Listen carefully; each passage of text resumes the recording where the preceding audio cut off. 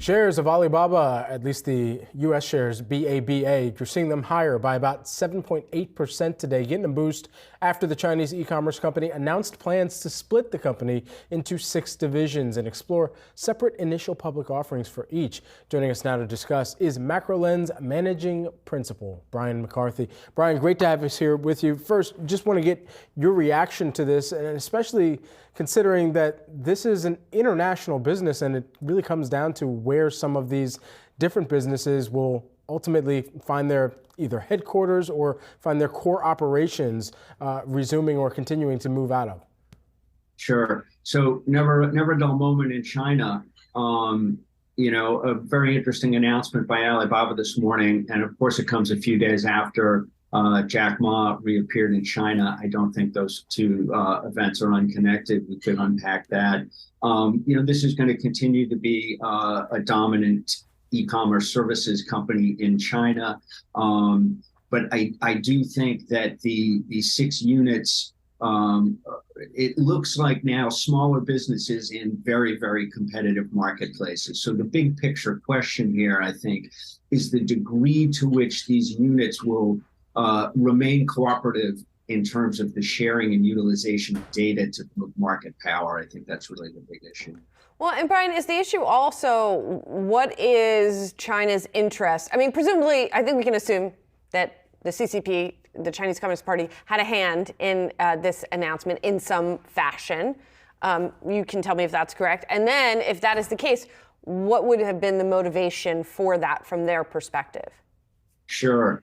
So this goes back to November of 2020 when the so-called tech crackdown started with the cancellation of the Ant IPO, which was perceived to be in response to Jack Ma publicly criticizing the policy direction of the Chinese Communist Party. But the bigger picture issue they're dealing with is the utilization of data to build market power and political power. So if you look at the big tech companies in the US, Alphabet and Meta and Apple and Amazon, they have accumulated incredible market power through the use of data, but it has actually morphed into political power, which is completely unacceptable from the Chinese perspective. So that was never going to be allowed to happen. And I do draw the conclusion from the coincidence of Jack Ma's reappearance in China that there's been some kind of rapprochement. They've made an agreement. Now, when you make a deal with the Chinese Communist Party, clearly they are a very powerful negotiating partner. So you can assume they had some leverage to yield and got what they wanted.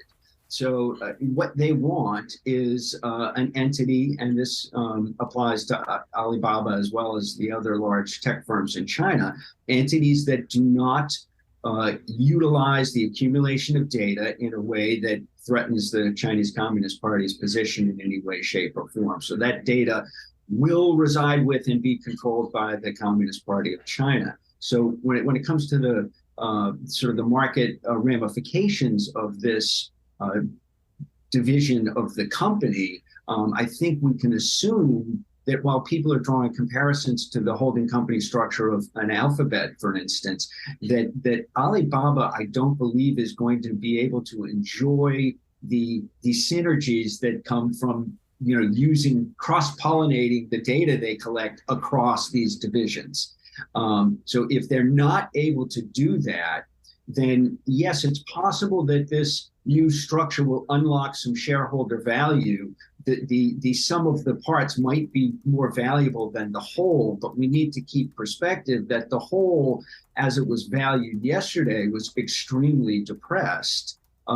Since this tech crackdown started, they've wiped out several $100 billion of value for Alibaba shareholders. And unfortunately, I think that loss of shareholder value will largely be locked in by this move. What does the Alibaba split signal, if anything, for other related stocks, such as that of a Baidu, such as that of a JD.com even, or a Tencent Holdings? Yes, I think it indicates that their value should and will remain depressed relative to international peers that have greater degrees of freedom of how they can utilize and monetize the data they collect.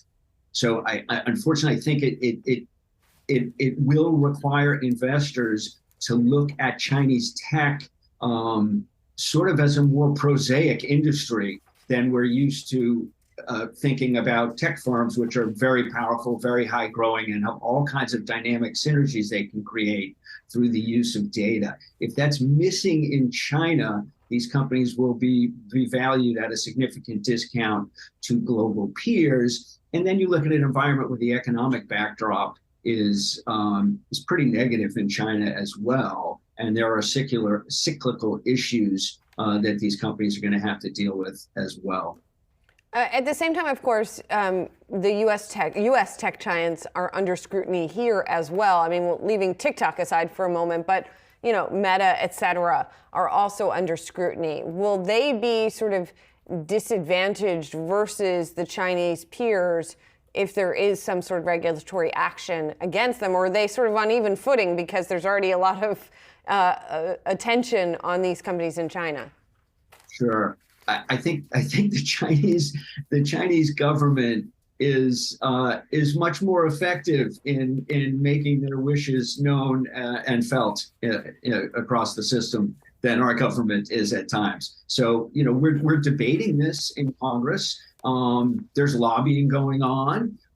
There's debate on both sides of the issue. U.S. tech companies are able to, express their First Amendment rights, whether that is through, communications or the lobbying expense, and get their side of the story out there. So it's a much more balanced process, let's say, than in China, where a decision gets made at the top and it gets enacted. And you can lobby all you want, but if you lobby too much, you're going to end up like Jack Ma did, in exile for a couple of years. If you're a customer of Alibaba and say you're a small business and you sell some of your third-party products on perhaps their e-commerce site, and then you also buy into whatever their cloud services are as well, or perhaps you pioneer, or not pioneer, but you offer some type of payments through one of their payment subsidiaries. All of these things considered, you've now just become a customer of 3, maybe 4 different businesses now, not including even their local services group. So all of that, your customer experience probably just got that much worse. But at the same time, it's who are you expecting to have to communicate with for that kind of single source of information at the end of the day? Yes, it's a different customer experience for sure, and there might be some dislocation on the customer side if these businesses really become to be run separately. But then it also undercuts the power of the organization relative to the customer. So it's early days here. We don't know exactly how this is going to play out, but I think theoretically you could also say this will lead to a less anti-competitive, less monopolistic structure as far as the users of these tech services go. So I think you're right that there'll be some dislocation, certainly, but I think part of this from the government's perspective is, there are antitrust issues that need to be considered here, and it could create a more competitive marketplace. But then again, you have these from the perspective of the Alibaba equity valuation. These are going to be, if they become real 6 standalone smaller companies, some of them are in very, very highly competitive marketplaces. So that is to the benefit of the end user, to the detriment of the company if it plays out that way. Brian, thanks for your perspective on this as we try to wrap our heads around what's going on. Brian McCarthy, Managing Principal at Macro Lens. Appreciate it. Thank you.